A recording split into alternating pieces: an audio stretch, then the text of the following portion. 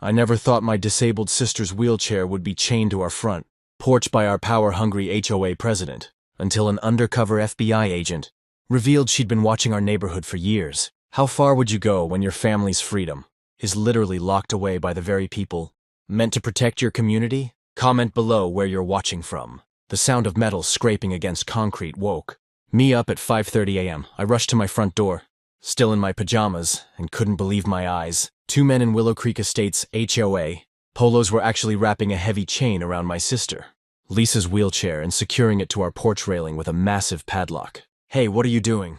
I shouted, running outside barefoot. "That's my sister's wheelchair!" The taller man handed me a paper. "Mobility devices must be stored out of sight per HOA bylaw 23.4. This is your third warning."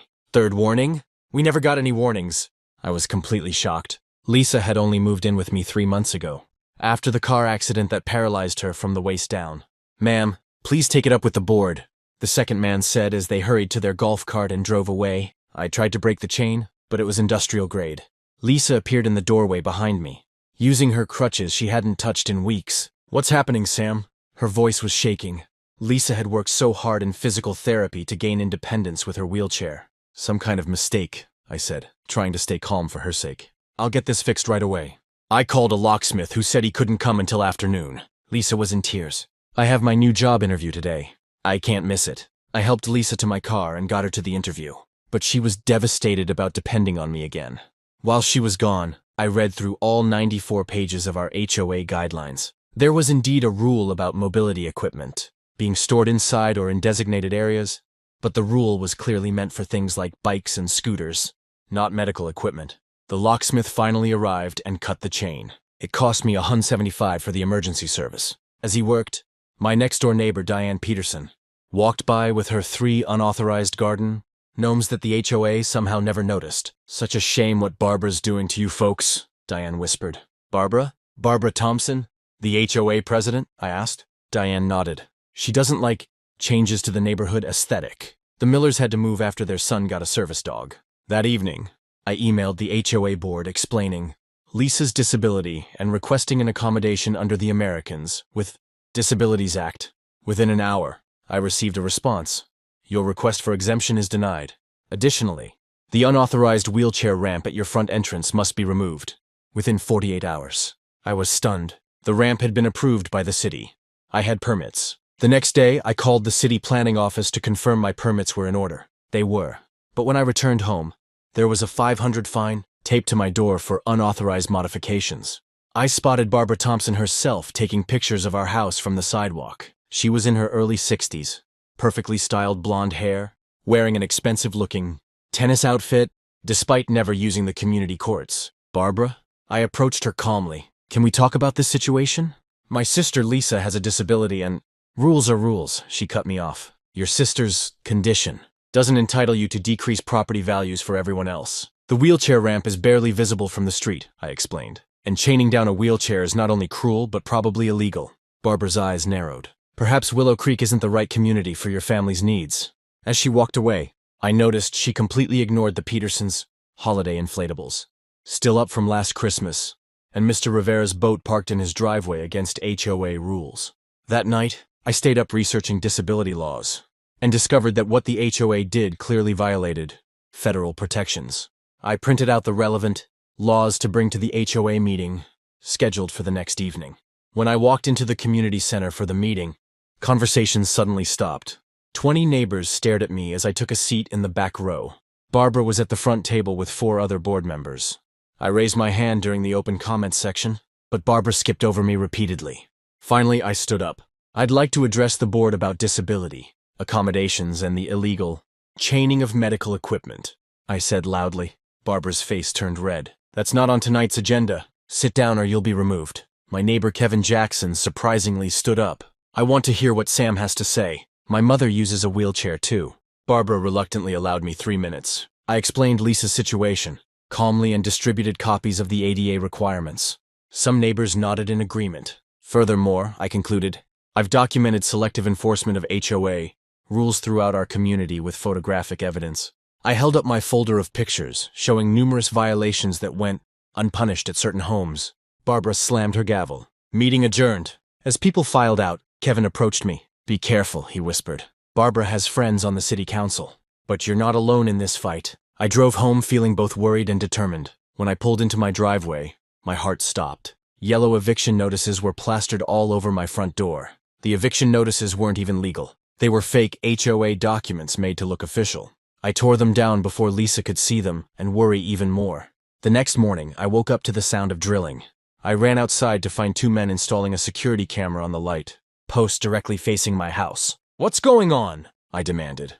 "HOA security upgrades," the installer replied without looking at me. "All common areas are getting cameras." Except this camera wasn't pointing at any common area. It was aimed directly at my front door. I called my friend Mia, who was a real estate lawyer. "They can't do this," she confirmed after hearing everything. "Document everything. Get a camera of your own." I installed a doorbell camera that afternoon. Within an hour, Barbara Thompson herself marched up to my porch and slipped another notice into my mailbox. My camera caught her smirking at my door. The notice was for another fine, $750, for making false accusations against the board. At the bottom was a handwritten note. "Payment plans available if needed. We understand disabilities can be financially straining." That was the last straw. I created a private neighborhood Facebook group called Willow Creek Transparency and invited everyone except board members. By evening, 50 neighbors had joined. I shared my documentation of selective rule enforcement with time-stamped photos. The comments poured in. They fined me $300 for my daughter's basketball hoop, but ignored the identical one at the treasurer's house. Barbara's son parks his commercial truck at her house every weekend. Against HOA rules, they denied my request for a solar panel but approved one for Barbara's friend. The next morning, someone slipped a large envelope under my door. Inside were financial documents showing that the HOA had paid $45,000 to a landscaping company owned by Barbara's brother for work that was never completed. The note read, "I'm on the budget committee. There's more. Be careful who you trust." I made copies and locked the originals in my safe. When Lisa left for physical therapy, I drove to the county records office. The property maps showed that my wheelchair ramp was actually built entirely within my property line, not on common areas as the HOA claimed.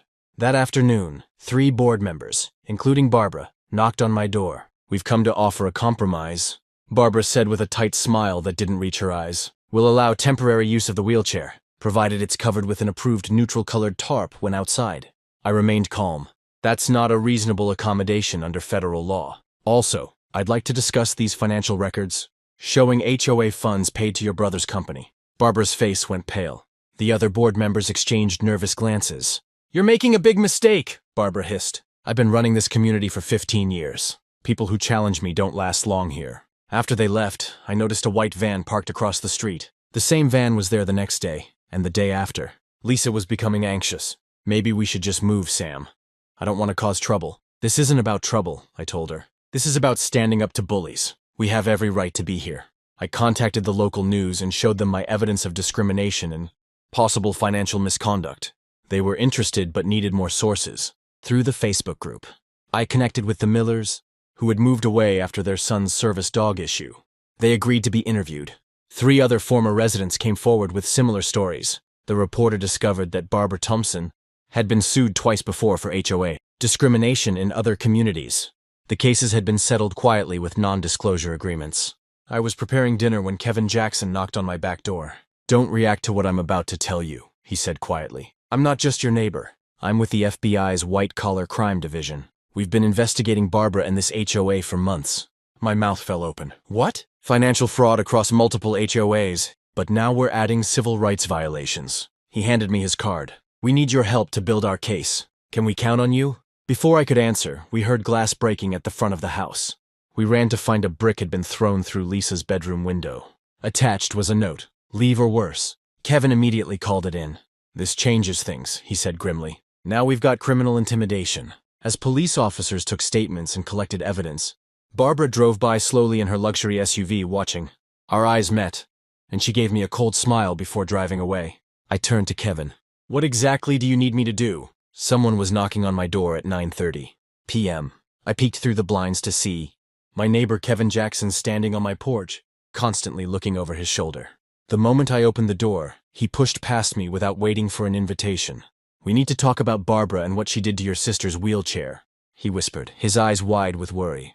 "But not where anyone can see us talking?" My stomach dropped. Did you help her do that to Lisa's chair? I asked, ready to throw him out. Kevin shook his head quickly. No, the opposite. I've been watching Barbara for months. He pulled out a wallet and flipped it open to reveal an FBI badge. I'm not really a retired accountant. I'm an undercover agent. I nearly fell into my chair. FBI? For an HOA dispute? This goes way beyond wheelchair ramps and lawn ornaments, Kevin said, lowering his voice even more.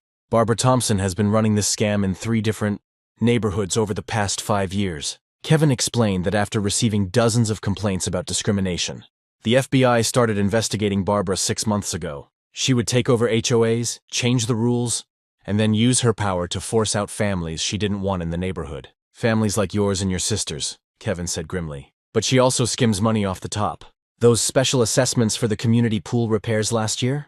Half that money went straight into her personal account. I remembered writing that $800 check, barely able to afford it. Are you serious? And nobody noticed? She replaces board members with her friends. Anyone who questions her gets targeted with violations until they move away. Kevin pulled out his phone and showed me photos of Barbara, meeting with contractors behind the clubhouse. She gets kickbacks from every vendor she forces the HOA to hire. So all those contractor vans at her house, aren't just for her kitchen remodel, Kevin finished. They're paying her to get exclusive HOA contracts. My mind raced through all the changes since Barbara became president 2 years ago. The landscaping company that doubled our fees. The new security system nobody wanted. The special assessment for roof repairs that somehow only happened on her street. But why chain my sister's wheelchair? I asked. That seems personal. Kevin's expression darkened. Barbara targets anyone she sees as lowering property values. She's been recorded using horrible language about people with disabilities. We have emails where she told the board, "Your sister makes the neighborhood look like a hospital zone." My blood boiled. That's disgusting. It's also illegal, Kevin said. The wheelchair incident gives us solid evidence of ADA violations. But we need more to build a complete case about the financial crimes. He slid a small device across my table. This is a special voice recorder. We need you to get her to admit to the wheelchair incident and maybe talk about the HOA finances. I stared at the device. You want me to spy on her? You'd be helping us build a case that could help dozens of families she's targeted, Kevin explained. But I won't lie, it's not without risk. Barbara has friends in the local police department too. Just then, headlights swept across my living room window. Kevin ducked down and peeked through the blinds. That's her car, he whispered. 3rd time today she's driven by your house. We watched in silence as Barbara's luxury SUV crawled past, slowing dramatically in front of my home. Kevin waited until she turned the corner before standing up. She's watching you, he warned. Be careful what you say around anyone in the neighborhood. Some of them report back to her. As Kevin prepared to leave, he paused at the door. Think about it. If you want to help, text the word pool to the number I put in your phone. If not, I understand. After he left, I sat in the dark living room for a long time. From down the hall, I could hear Lisa struggling to get from her wheelchair to her bed. Without help, too proud to call out to me. The sound of her quiet frustration made my decision clear. I picked up my phone and typed pool. Within seconds, a response came back. Meeting tomorrow. Playground, 3 p.m. I went to check on Lisa, but as I approached her room, I noticed something outside. Her window, a small red light, blinking in the bushes across the street. Someone was watching our house. I spotted Kevin sitting alone on a bench at the community playground, pretending to read a newspaper like an old-time spy movie. As I approached, a mom with 2 young children walked past, and Kevin immediately switched to talking loudly about baseball scores. Once they were out of earshot, he handed me a coffee cup. The recorder is inside, he whispered. Just press the bottom of the cup once to activate it. As we discussed the plan, I noticed the Henderson kids playing nearby. Their mom, Judy Henderson, was on the HOA board and Barbara's close friend. Don't look now, but we're being watched, I murmured. Kevin nodded slightly. That's why we're only talking about baseball. As far as anyone knows, we barely know each other. He explained that the FBI had discovered Barbara was using HOA funds to pay for her daughter's college tuition and her husband's golf membership. They needed evidence connecting her directly to these financial decisions and the harassment campaign against homeowners who opposed her. The meeting tonight is perfect, Kevin said, referring to the emergency HOA session Barbara had called. We know she's planning to announce another special assessment, supposedly for security cameras, but the money will mostly disappear. I frowned. How am I supposed to get her to admit anything with the entire board there? You're not, Kevin replied. You're going to publicly challenge her about Lisa's wheelchair. She'll get angry, and afterward, she'll likely confront you privately. That's when you record her. As we finished talking, I saw Judy Henderson staring at us while pretending to watch her kids. She immediately pulled out her phone and started texting. "She's reporting to Barbara right now," Kevin said quietly. "Remember, as far as you know, I'm just a friendly neighbor." That evening, I arrived at the clubhouse for the HOA meeting with the recording coffee cup and a folder full of printouts about ADA laws. Every seat was taken, with many neighbors standing along the walls. Barbara sat at the front table with her 4 loyal board members, wearing her usual fake smile. "Before we discuss the new security assessment," I called out before Barbara could start, "I'd like to address the illegal chaining of my disabled sister's wheelchair." The room went silent. Barbara's smile vanished. "That matter was handled according to HOA bylaws," she said coldly. "Your personal grievances aren't on tonight's agenda." I held up the chain that had been on Lisa's wheelchair. "This is discrimination against a person with disabilities. It violates federal law." Several neighbors gasped. Barbara's face turned red. "Your sister's equipment was improperly stored," Barbara snapped. "The board's decisions are final."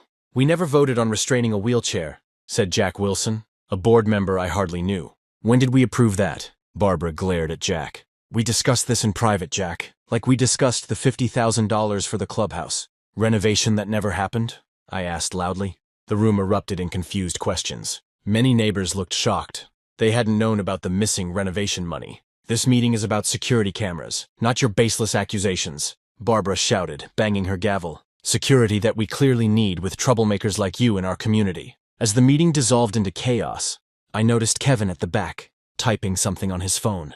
Our plan was working. Barbara was losing control.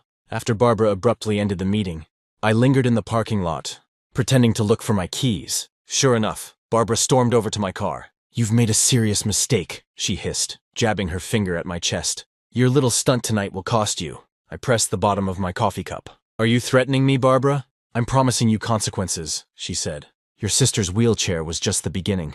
Keep pushing and you'll find your car towed, your trees cut down for safety violations, and fines you can't possibly pay." "Why are you doing this?" I asked, trying to keep her talking. "What did we ever do to you?" Barbara stepped closer. "People like your sister bring down property values. I've worked too hard building this community to let people like you ruin it. The same way I got rid of the Gonzalez family and their noisy kids, and old Mrs. Wilkins with her ugly medical equipment on the porch." My hands shook with anger, but I kept recording. "And the money for the clubhouse renovation? The new security system?" She gave a small, smug smile. "Managing an HOA isn't free. Consider it my compensation for keeping undesirables out." As she walked away, she turned back. "I'd start packing if I were you. By this time next month, you won't be able to afford to live here anymore." I waited until she drove away before texting Kevin. "Got it all." His reply came seconds later. "Don't go home yet. Wait 30 minutes. I sat in my car wondering what he meant. Then I saw Barbara's SUV return to the clubhouse. She went inside with 2 board members carrying folders. Through the window, I could see them removing papers from the filing cabinets and stuffing them into bags. They were destroying evidence. I snapped photos with my phone, then ducked down as they returned to the parking lot. Once they left, I drove home the long way to make sure I wasn't followed. When I finally got home, I found Lisa waiting up for me. "How did it go?" she asked anxiously. Before I could answer, we heard the sound of something hitting our garage door. I rushed to the window just in time to see Barbara's teenage son running away after spray painting. "Leave now," across our garage. "It went exactly as planned," I said grimly, sending the photos and a message to Kevin. "They're scared." Lisa wheeled over and squeezed my hand. "What happens tomorrow?" "Tomorrow," I said, "we spring the trap." As we turned off the lights, I noticed a car slowly parking across the street, headlights off. Someone was watching our house. "Don't look," I whispered to Lisa. "But I think the FBI isn't the only one conducting surveillance tonight." Barbara's face turned white as a ghost when she saw Kevin holding up his FBI badge. I'll never forget the look in her eyes. Like a kid caught stealing cookies, but 1,000 times worse. "Barbara Thompson," Kevin announced loudly so everyone could hear. "The FBI has been watching you and your HOA board for the past 8 months. People started coming out of their houses. The Jacksons across the street, the elderly Fosters from next door. Even the Petersons stopped watering their illegal garden to stare." "This isn't what it looks like," Barbara stammered, dropping her clipboard. "I'm just enforcing the rules everyone agreed to." Kevin shook his head. "Rules you changed without proper votes. Rules you only applied to certain people. Rules that break federal disability laws." More FBI agents pulled up in unmarked cars. One handed me back the chain they'd found in Barbara's garage. The same one used on Lisa's wheelchair. They had fingerprint evidence linking it directly to Barbara and her favorite board member, Tom Wilson. We have video evidence of you placing this chain, the agent told Barbara. Her perfectly styled hair seemed to deflate as she realized she was truly caught. Lisa rolled onto the porch. And I've never been prouder of my sister. I thought I was the one with mobility issues, she said to Barbara. But you're the one who can't move forward with the times. The news van from Channel 7 pulled up. I'd called them the night before after Kevin gave me the green light. Their reporter, Sandra Lee, rushed over with her cameraman. Is it true the Willow Creek HOA has been targeting disabled residents? Sandra asked, microphone extended toward Barbara, who tried to cover her face. No comment, Barbara shouted, attempting to push past the agents. Kevin stepped forward. We have evidence that Mrs. Thompson and her board have embezzled over $350,000 from homeowner fees over the past 3 years. A collective gasp went through the growing crowd of neighbors. The Andersons, whose children's treehouse had been forced down last summer, were recording everything on their phones. That money was supposed to fix the community pool, shouted Mr. Foster, who used a walker himself. You said there wasn't enough in the budget. Barbara tried to reach her car, but another agent blocked her path. We have a warrant to search your home and the HOA office, he said, holding up official papers. I noticed Tom Wilson and 2 other board members trying to sneak away through backyards. Kevin, I pointed. The rest of her team is escaping. Agents quickly apprehended them while others began searching Barbara's house. Within minutes, they carried out boxes of documents, hard drives, and most shocking of all, a safe containing cash and jewelry that Barbara had bought with our money. We found falsified ballots from the last 3 HOA elections, announced a female agent. Barbara has been rigging votes to keep herself in power. The Petersons, who had always supported Barbara, looked stunned. She told us our Christmas decorations were approved because they added character to the neighborhood, Mrs. Peterson admitted, but she fined the Martinez family for their holiday lights. Kevin addressed the growing crowd. We believe Mrs. Thompson has been targeting homeowners who challenged her authority or who she personally disliked. She's been using selective enforcement as a weapon. My phone buzzed with text messages from neighbors I barely knew, all expressing shock and support. The community, I thought, had turned against Lisa, and me was actually filled with people who'd been bullied into silence.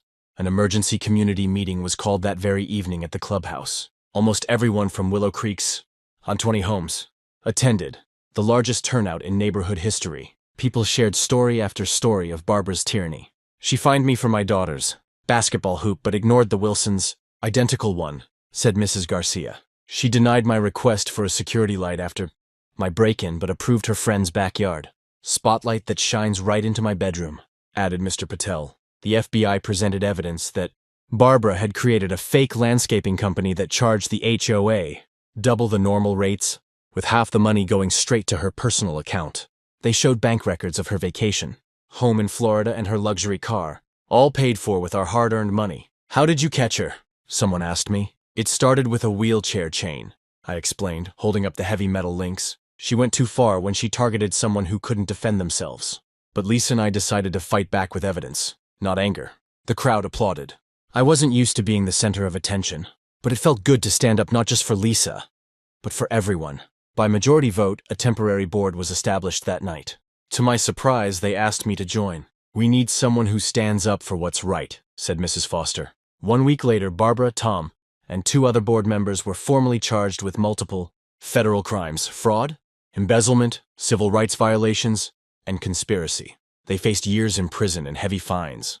The HOA bank accounts were frozen while forensic accountants traced every missing dollar. The new board discovered Barbara had been skimming money for nearly 5 years, almost from the day she became president. Our first official act as the new board was to pass a comprehensive accessibility policy with Lisa as the consultant.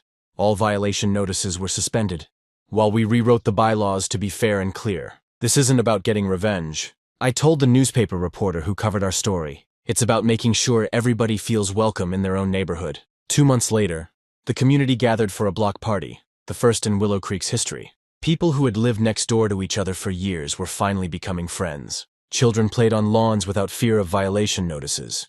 The Martinez family's son, who used a walker like Lisa, demonstrated the new accessible playground equipment we'd installed with recovered funds. As Lisa and I watched our neighbors laughing and sharing food, she squeezed my hand. Thank you for not giving up, she said. Some chains you can see and some you can't. We broke both kinds. The infamous wheelchair chain now hangs in our community center with a small plaque that reads, Freedom sometimes requires courage, community, and occasionally, the FBI.